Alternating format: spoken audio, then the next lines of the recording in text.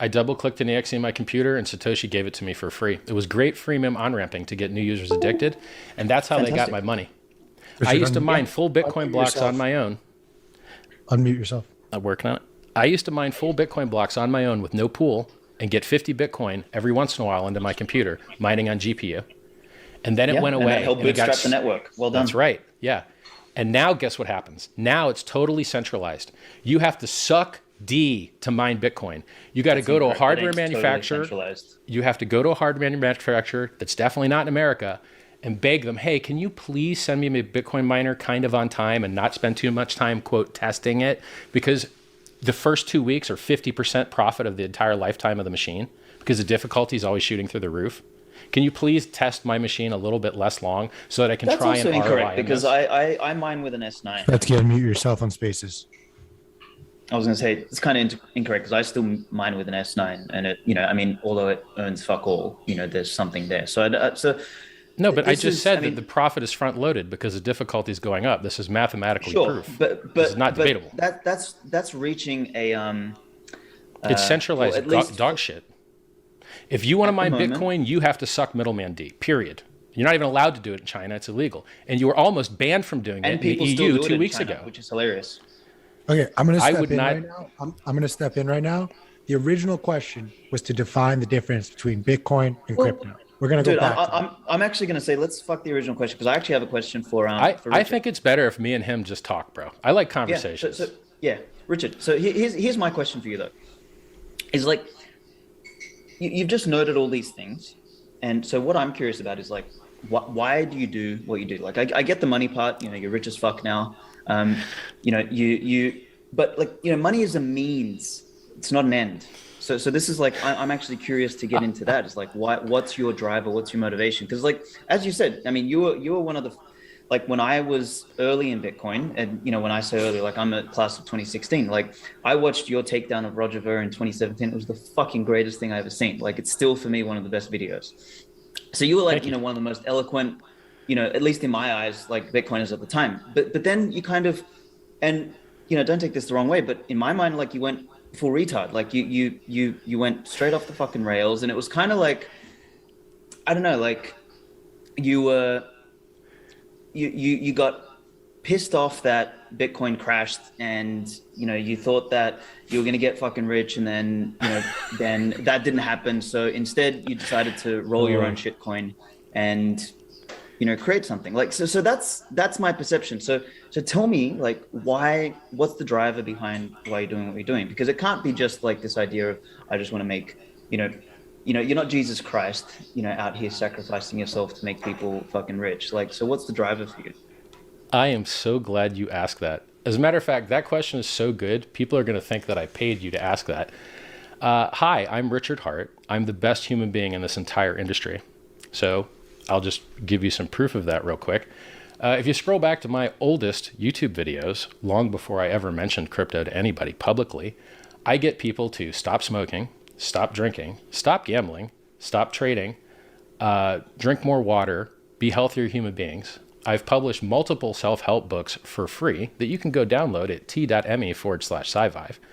I have received thousands of emails from people whose lives I have saved.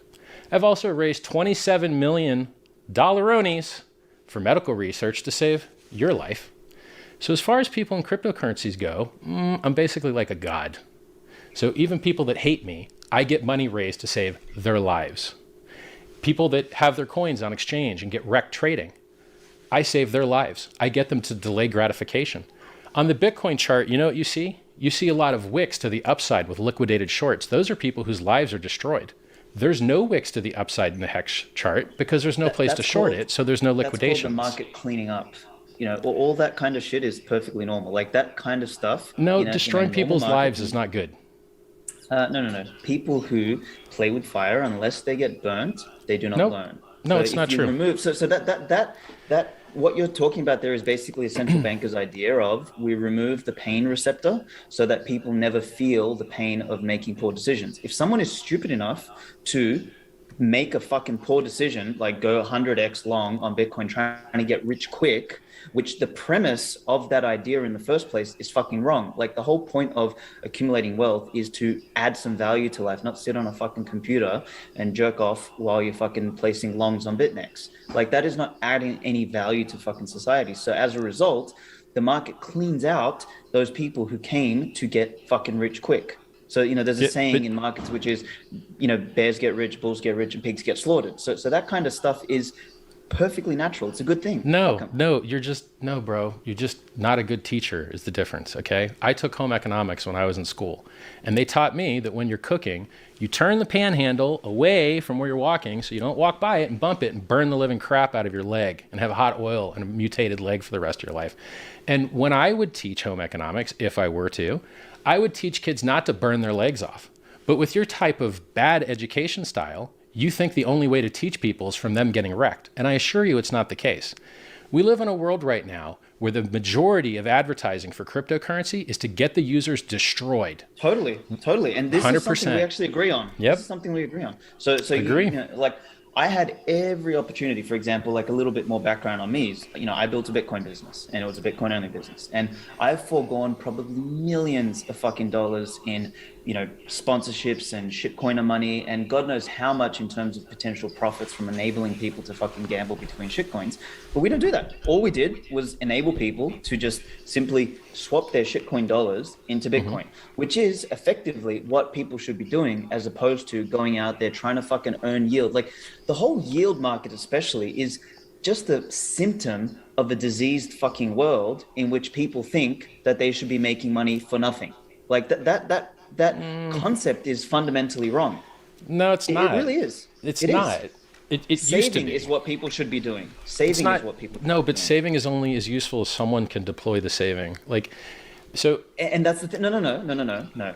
That's actually false because not everybody should be deploying their savings. People should be saving and then deploying it when they need it. No, but so what saving does is enables them. So this is the last thing I'll say, then I'll let you go. But saving enables people to plan for the future. So it lowers uncertainty across time. So if what you were saying was true, you would have disproved capital efficiency in lending markets. It's not the case. Some people are better at allocating capital than other people, which is why we have C-level executives, and which is why dumb noobs are actually prevented from doing whatever they want with their money, which is why we have accredited investor laws. Because when we didn't have accredited investor laws, accredited investor laws are a great idea, are they? I'm not telling you that they're a great idea. I'm telling you why they were created. It's so easy in the libertarian mindset to forget how we ended up with all these over-restrictive laws. The reason we have too many laws and over-restricted laws is because the government keeps appealing to good excuses, and the people are too stupid to see through the, quote, good excuse. So I'll give an example. But then what it does is it creates a cushion for morons to keep doing the thing that they shouldn't be doing. There's only three ways that you can solve the people getting scammed problem. There's only three ways, and I have the best way. And I'm going to tell you the two ways that suck. Create a scam. To create things that are awesome that use the same tactics scams use so that you can outcompete the scams. There's a big difference. Force multipliers are not intention. They multiply force. You can use a firearm to save people, or you can use a firearm to harm people. You can use martial arts to save people, or you can use martial arts to harm people. And you could use powerful marketing techniques. I dress like a clown because it's effective. I don't dress like a clown because I particularly just love advertising other people's brands over my own. I'm leeching other brands that have already spent hundreds of years developing brand loyalty to pivot their customers into things that could save their lives. Very tactically efficient with what I do, which is why Hex went up over 1,000,000% in 623 days. 1,000,000% before staking. If you'd staked, you'd be up 2,000,000%, 2.5. There was another inflation bug, which means print as much Bitcoin as you want. If you're gonna make a point about a force multiplier, don't try and conflate that Hex is a competitor to Bitcoin. Because it is, as far as I understand. It is. Really? Yes. So you believe that the world at some point is going to converge upon Hex as a standard of money that the world should operate on? You're looking at a big S-curve staring you at the face with elongated cycles and limp dick pumps. You got basically negative returns annually right now. My Rolexes have outperformed you. All the meme stocks have outperformed you. All the coins have outperformed you. You're holding the top of an S adoption curve. Do you know what happens after the top of the S adoption curve? Everything just goes flat, man, which is why your returns are flat. You're not early. You know how old Bitcoin is? Bitcoin's 12 or 13 years old now. You're not early, bro. You're late. Correct. And that's the reason your gains are going to continue to suck. And your roadmap sucks too. When I used to defend Bitcoin, a block size increase was on the roadmap from Blockstream. Bitcoin Core, Blockstream, literally had a Bitcoin block size increase on the roadmap. Did we ever get it? No. And I fought for UASF, and I fought for No2x. No, but we should have got it because computers got faster and throughput got faster. Not at all. Yes, they did. That's. I mean, that doesn't matter. Like all of that is irrelevant. So everything in the world gets faster and more throughput except Bitcoin because it's a magical exception. It can't make progress. No. Bitcoin's making perfect progress. I mean, it's not. Yes, Bitcoin continues. Like here's the thing: the world around us is crumbling. Looking at what chart? What chart are you looking at that's showing you Bitcoin's killing it? Have a look at wokeism. Have a look at fucking. Yeah, that's all terrible. We agree on that. We agree on wokeism. So the whole world is collapsing around us. I agree with all that. It's like this heartbeat that remains consistent. That had its run. Bitcoin had its run. It's not had its run. Bitcoin's early days, man. Bitcoin's going to have its real run. Dude that bought 13-year-old bag that just got here is like, yo, I didn't buy the top. I called the top of the day. You did not. You probably dollar cost averaged into the top on the day. Like, I'm telling you as a person that knows more about Bitcoin than you. Like, I'm trying to save you, man. More about Bitcoin. No. You're trying to frame Bitcoin through the lens of making dollars. I don't care about that. No. The only measure that counts for me. I 1,000x people's Bitcoin stacks. What part of less than a Satoshi to 1,000 Satoshis is unclear to you? I 1,000x your Bitcoin stack for free. Bitcoin stacks then. Why do you want to increase people's Bitcoin stack if you don't? I don't. Bitcoin is worth but it's still better than fiat. Look, Bitcoin is not as good as Ethereum, which is the reason Ethereum's outperformed it 3-1. You know who owns Bitcoin? A bunch of venture capitalists and scumbags. But you think it's the fucking, we're going to save politics with this shit. I'm not a Let me tell you who owns Bitcoin. At least I don't think I'm a scumbag. But... You know who just drove the price up of Bitcoin over the last week? I do. Do you know who? It's a single guy.